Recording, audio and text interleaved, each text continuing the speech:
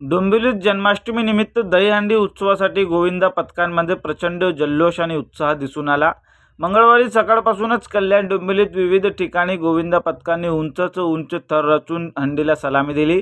डोंबिवलीत दरवर्षीप्रमाणे यंदाही शिवसेना शिंदे गटाचे शहर प्रमुख राजेश मोरे यांच्या वतीने दत्त मंदिर शिव मंदिर परिसरात भव्य दहीहंडी उत्सवाचं आयोजन करण्यात आलं होतं। सकाळपासून ते रात्रीपर्यंत गोविंदा पथकांनी 5, 6 आणि 7 थरांची सलामी दिली। यावेळी सलामी देणाऱ्या प्रत्येक पथकाला राजेश मोरे यांच्या वतीने रोख व पारितोषिक देऊन गौरविण्यात आले। तसेच दहीहंडी उत्सवाचा आनंद लुटण्यासाठी डोंबिवलीतील नागरिकांनीही इथे मोठी गर्दी केली होती।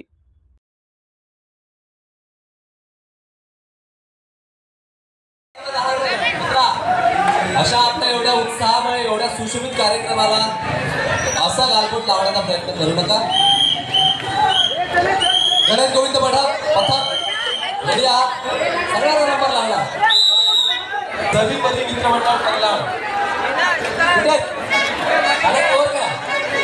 गणेश सज्ज ओके बघा सगळ्यात नसलं तुमच्याकडे स्थित आहे। जर तुम्ही केला पार हा सगळा वेळा परिपूर्ण